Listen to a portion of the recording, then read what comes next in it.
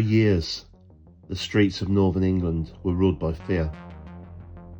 Women changed their routines. Taxis were avoided.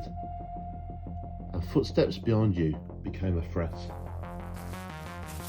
And the most terrifying part? The police were listening to the killer's voice, reading his letters, and still they couldn't stop him. Now tonight, on Buck's Paranormal Podcast, Dark Reality, we tell you the story of a man who murdered openly, repeatedly, and brutally, while authorities chased the wrong suspect. This is the story of Peter Sutcliffe, the man the press would name the Yorkshire Ripper.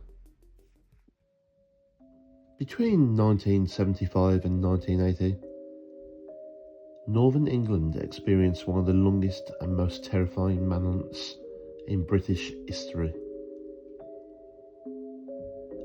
Women were attacked in Leeds, Bradford, Halifax, Manchester, and beyond. Some were beaten, some were stabbed, some were even mutilated. Fear spread quickly. Police believed the killer targeted sex workers, a belief that would later prove dangerously wrong. Women were warned to stay indoors at night. Curfews were even suggested. But the attacks, they just did not stop. They escalated.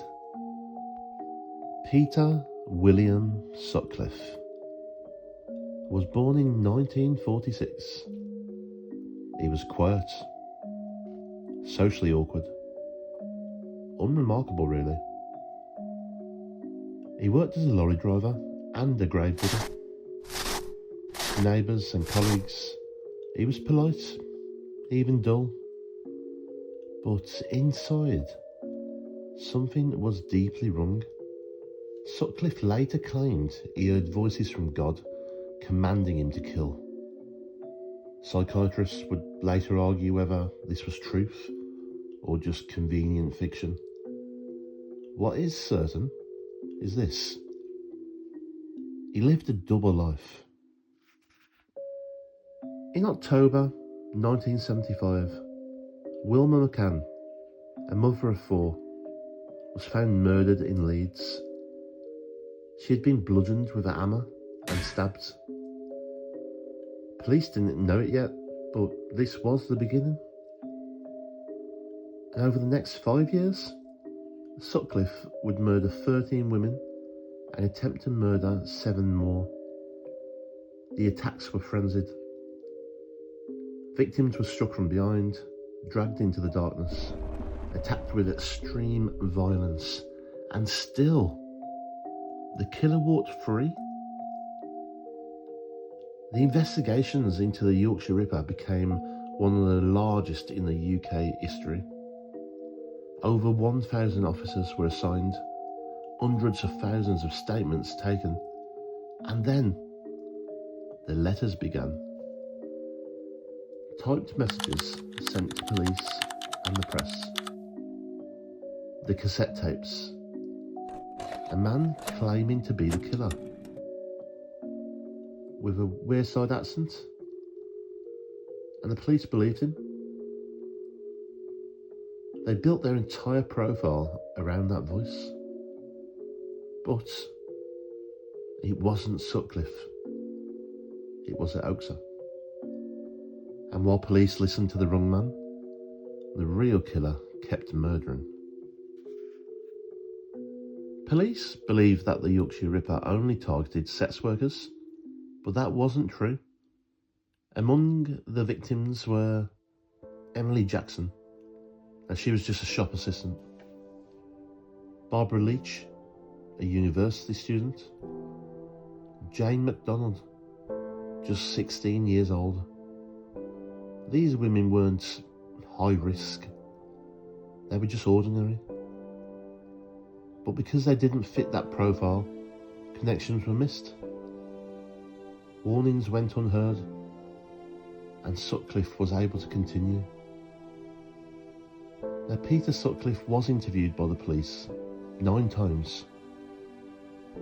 9 times. He was questioned. His car was checked. And he was dismissed. Once officers even noticed suspicious tools in his vehicle, still he was let go because he didn't sound like the man on the tape. The truth was hiding in plain sight. In January 1981, Sutcliffe attacked Olive Smelt, a sex worker in Sheffield. She survived. Police stopped Sutcliffe nearby, and this time something felt different. They searched his car thoroughly. They found a hammer, a knife, a rope. Peter Sutcliffe was finally arrested. When confronted with the evidence, he confessed. Calmly. Almost with relief. Sutcliffe was charged with 13 murders and 7 attempted murders. In 1981, he was sentenced to life imprisonment. He was later diagnosed with paranoid schizophrenia. But the debate remains. Was he mad? Or was he calculating? For the families, the label really did not matter. Their loved ones were gone.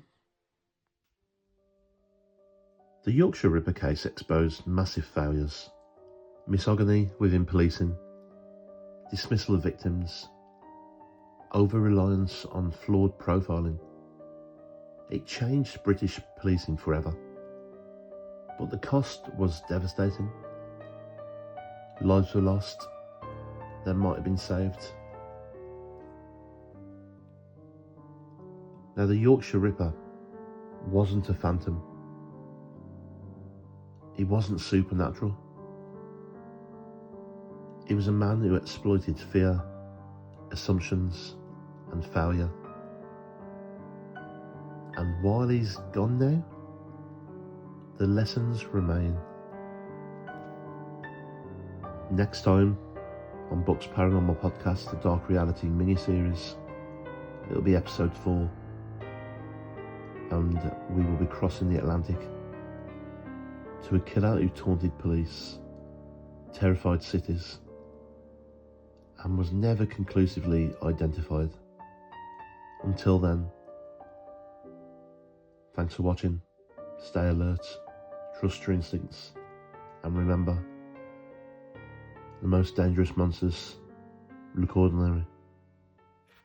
Known as the Yorkshire Ripper, has died in hospital at the age of 74. He had coronavirus. Sutcliffe murdered 13 women across Yorkshire and the northwest of England between 1975 and 1980. He was also convicted of the attempted murder of 7 other women.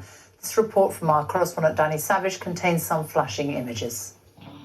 Over a period of 6 years, all of these women were murdered by the same man. 13 families' lives torn apart by Peter Sutcliffe.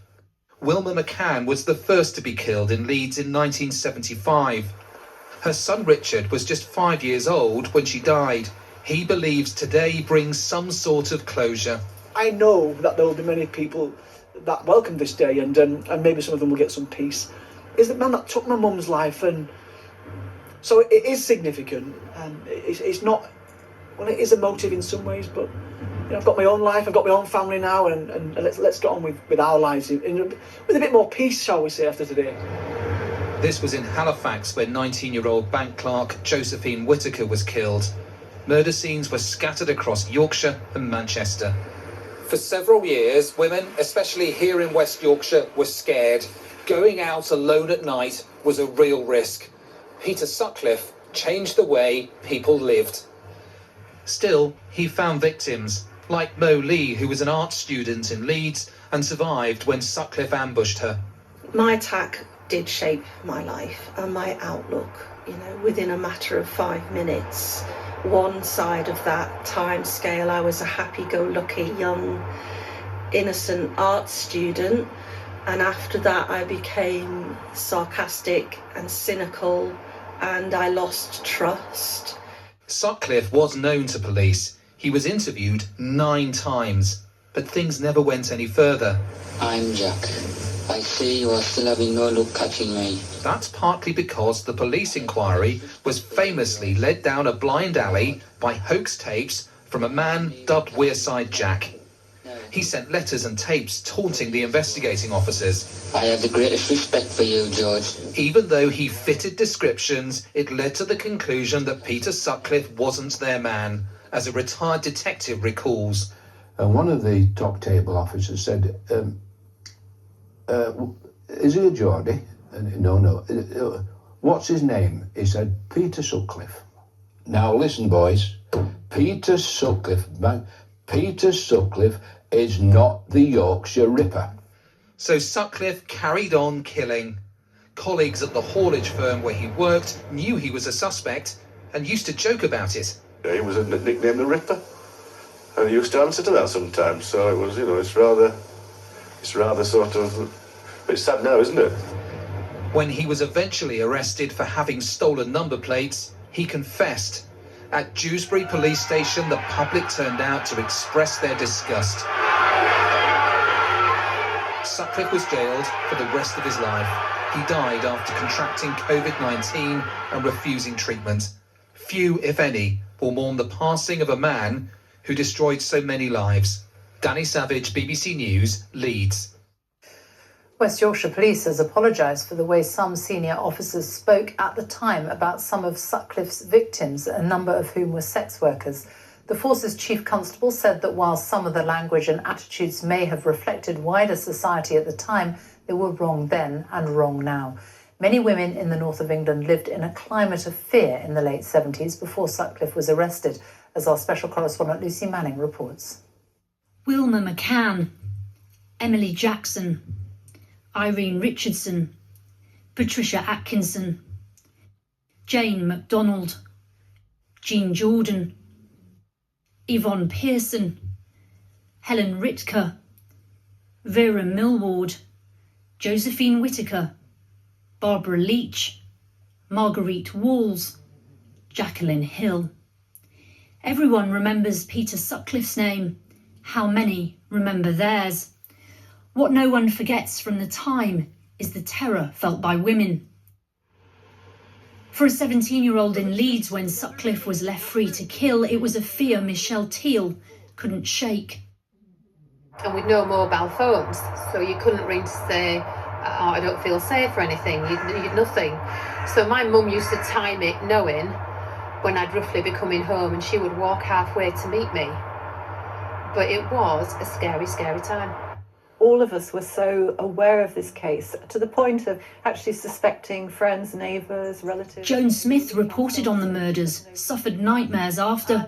She wrote about the misogyny of the police investigating.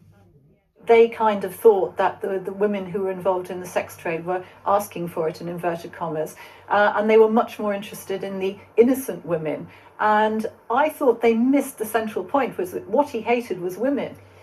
Do you think anything has changed for women since that time in terms of policing? What it changed was women's attitudes. It kicked off the Reclaim the Night marches, women saying, we're the victims, why should we be the ones who stay at home? And this was an absolutely foundational event. For a former Yorkshire Evening Post journalist at the time of the murders, it boiled down to one thing. I would say there was institutionalised misogyny. The victims who survived had all said he had a local accent, but they didn't take any notice of those people. And if they had, if they'd listened to the women, maybe he would have been caught sooner. Violence against women is taken more seriously now, but few accused of rape are charged, and convictions for that and domestic abuse are down. The murder in 2006 of 5 women in Ipswich, who were daughters and mothers, but also worked as prostitutes, shows vulnerable women are still at risk. And when the serial rapist John Warboys was to be released 2 years ago, it was the victims themselves who had to campaign to keep him in prison.